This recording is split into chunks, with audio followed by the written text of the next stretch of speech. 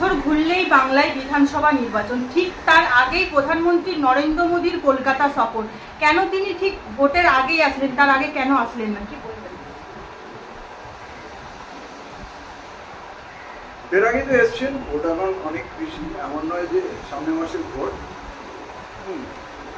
তিনি প্রধানমন্ত্রী, তিনি আসতেই পারেন, কিন্তু প্রধানমন্ত্রী সুলভ আচরণ আমরা তার কাছ থেকে পাই না। তিনি সবসময় রাজনৈতিক ফায়দা দেখেন। যেমন যুদ্ধে আমাদের সেনানীরা শহীদ হলেন, লড়াই হলো, সেই যুদ্ধ ট্রাম্পের নির্দেশে উনি বন্ধ করে দিলেন। এটা ইন্দিরা গান্ধী থাকলে আমরা এইভাবে অনুগত ছাত্রের মতো গুরুর নির্দেশ পালন করতে হয়তো আমরা দেখতাম না। ওকে 56 ইঞ্চ বলেন, উনি প্রতিশ্রুতি দিয়েছিলেন পাকিস্তান কো মিট্টি মে মিলা দেंगे, তাহলে সেই কাজটা অসম্পূর্ণ রেখে সিজফায়ার কেন করলেন? কাশ্মীর নিয়ে আসার কথা বিজেপি নেতারা বহুকাল ধরে বলছে এবং অমিত শাহও বলেছে, পার্লামেন্টে দাঁড়িয়ে বলেছে, কাশ্মীর কোথায় গেল? উনি বিরোধী নেতাদের বিদেশ সফরে পাঠিয়ে দিয়ে নিজে রাজনৈতিক তামাশা করে বেড়াচ্ছেন। এবং যেই মানুষটি সেনানীদের এবং যে সিন্ধুর নামকরণ করেছে, তাদের জন্য ওই 28 জন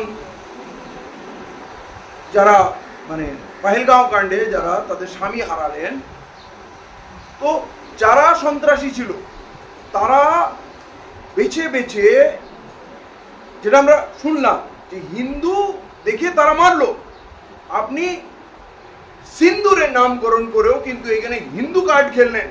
তারা ভারতীয়, মানে সন্ত্রাসবাদীদের চিন্তাভাবনা দৃষ্টিভঙ্গি আর প্রধানমন্ত্রীর দৃষ্টিভঙ্গির ফারাক কোথায়? তারা হিন্দু দেখে দেখে মারলো এবং উনি হিন্দুদের জন্য লড়ছেন, হিন্দু বোনেদের সিন্দুরের প্রতিশোধ নেওয়ার জন্য লড়ছেন। আপনি ভারতীয় বা ভারতবর্ষের আত্মমর্যাদার জন্য সন্ত্রাসবাদের বিরুদ্ধে লড়ছেন না। এবং তাই সিন্দুর আপনি নামকরণ করলেন, যেটা হিন্দু নারীর মাথার সিঁথিতে লাগায়, সেই সেন্টিমেন্টটা করে। এবং যুদ্ধ একদিকে বলছেন সিজফায়ার, একদিকে বলছেন যুদ্ধ এখনো শেষ হয়নি, সিন্দুর শেষ হয়নি, কিন্তু যিনি নিজের স্ত্রীর মর্যাদা রাখেননি, তার সিন্দুরের মর্যাদা রাখেননি, এখন তিনি বলছেন আমার শরীরের শিরায় শিরায় গরম সিন্দুর ঘুরে বেড়াচ্ছে।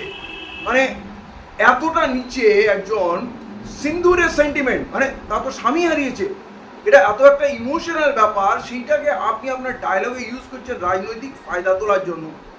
এটা প্রধানমন্ত্রী সুলভ আচরণ না। একজন ভারতবাসী এই ধরনের কাজ করবে না, কারো সিন্দুর নিয়ে ছেলে খেলা করা।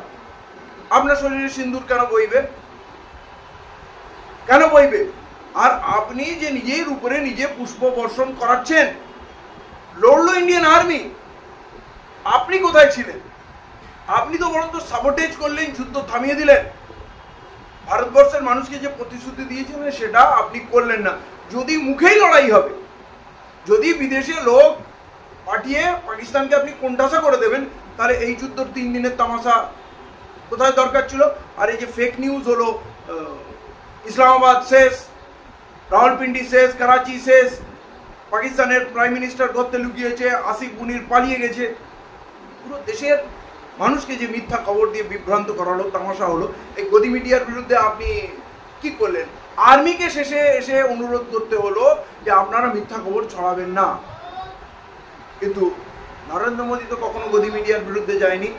এবং আজকের দিনে উনি যেটা করছেন, এবং বাংলায় সফরে আসলেন এবং সেখানেও এসে তিনি হঠাৎ মুর্শিদাবাদের প্রসঙ্গে নিয়ে বললেন যে এখানকার সরকার এইটা করাচ্ছে।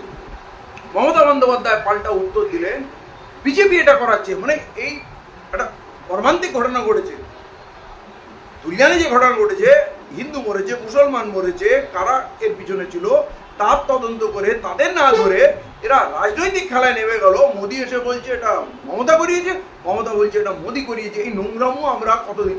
নিরীহ মানুষ মরল শেষ পর্যন্ত। সেখানে অভিযোগ উঠছে যে সিআরপিএফ জওয়ানরা গিয়ে তারা নাকি ঘরদোর লুট করেছে, আগুন লাগিয়েছে। এর হাইকোর্ট একটা অবজারভেশন দিল, 3 জনের একটা বেঞ্চ বানিয়ে দিয়ে, তারা বললো এটা করানো হয়েছে। তো দাঙ্গা করানো এত সহজ? তাহলে আমার দেশে পুলিশ আছে, প্রশাসন, ইন্টেলিজেন্স, তারা ধরে বার করতে পারছে না কারা করালো? হাইকোর্ট 3 জনের বেঞ্চ পাঠালো, তারা বললো এটা সাধারণ কোনো ঘটনা নয়, এটা এমন নয় যে দাঙ্গা হয়েছে, দাঙ্গা করানো হয়েছে, সাংঘাতিক অভিযোগ।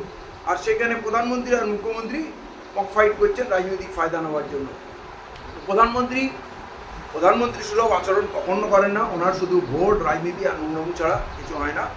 আমরা এই প্রধানমন্ত্রীর এই বাংলা যাত্রাকে ধিক্কার জানাচ্ছি, এবং তারা বাংলার প্রতি যা অবিচার করেছে, বাংলা তো তাকে ভালো ভোট দিয়েছে, কখনো 18টা কখনো 12টা এমপি দিয়েছে। আপনি বলুন কোন প্রমিনেন্ট মিনিস্ট্রিটা আমার বাংলা থেকে উনি বিজেপি নেতাদের দিয়েছেন, বা কোন প্রকল্পটা প্রমিনেন্ট প্রকল্প আমাদের বাংলার জন্য দিয়েছেন। উনি দাঙ্গা হাঙ্গা পছন্দ করেন, ওনার লোকদের এখানে মারবো, কাটবো, ঝুলিয়ে দেবো, এনকাউন্টার করবো, এইসব ওনাদের কাজ।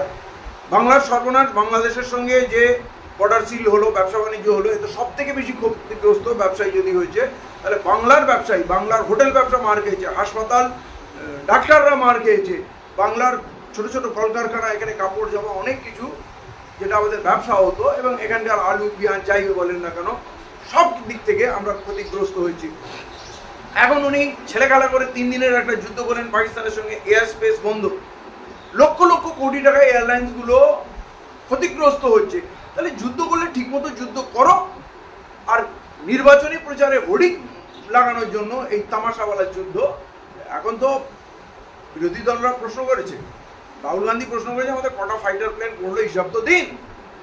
আপনি সর্বদলীয় মিটিংয়ে এসে বসেন না কেন?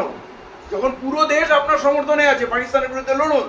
যখন প্রতিটা রাজনৈতিক দল আপনার সরকারের পিছনে দাঁড়িয়ে গেল, তখন আপনি সর্বদলীয় বৈঠক ছেড়ে দিয়ে বিহারে এসে সভা করছেন। আপনি পার্লামেন্টে একটা সেশন ডেকে দেশকে জানান এই যুদ্ধে কি করলেন, ভালো করলেন, খারাপ করলেন,